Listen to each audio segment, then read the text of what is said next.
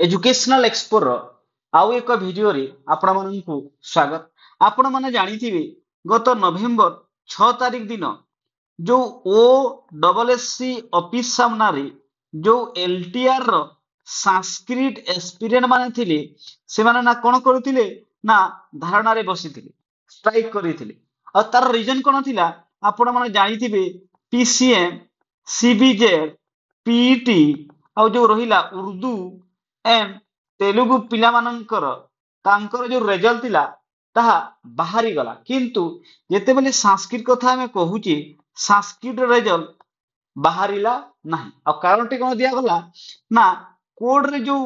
Case अछि Sanskrit subject को नेकी सेथि पई ओ डबल एस सी चाहू नाही कि सेमानकर रिजल्ट पब्लिश हो। तो एते बेले पिला जानिले 6 नवेम्बर रे कोन कले ना ओ डबल एस सी रे जो ऑफिस थिला मेन ऑफिस सामना रे स्ट्राइक रे बसिले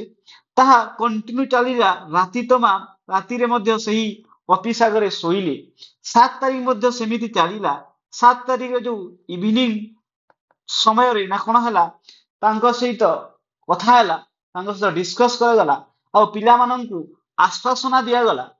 कि तांकर जो रिजल्ट ताहा मंडे सुद्धा काढ़ी दिया जीवो। जो भी प्रॉब्लम अछि से जो एजी अछंती से ताहाकु सॉल्व करिकी एई जो रिजल्ट को मंडे सुद्धा काढ़ी देबे। आजी से मंडे आजी तांकर रिजल्ट पब्लिश हेबो कि न हेबो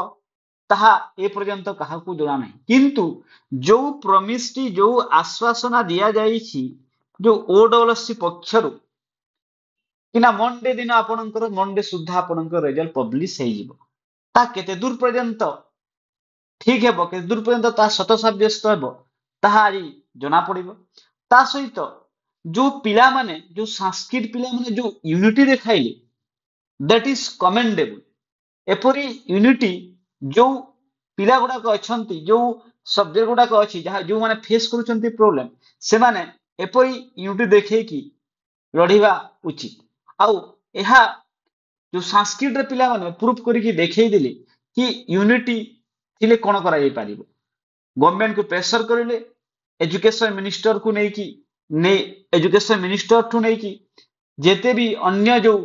एमपी गुडा को अछि तांको सहित मध्य आपण देखिति वीडियो कॉल रे मध्य कथा हेले आ गवर्नमेंट प्रेशराइज हला आ से ओ डबल एस सी मध्य एहा प्रॉमिस कला कि हमें मंडे सुद्धा रिजल्ट काढी देबु। आज मंडे हमें देखिबा आज रिजल्ट आसुची कि न आसुची। एही परी आहुरी वीडियो देखिबा पई आपण एजुकेशनल एक्सप्लोरर यूट्यूब चैनल को लाइक एंड सब्सक्राइब कर दियंतु। थैंक यू धन्यवाद।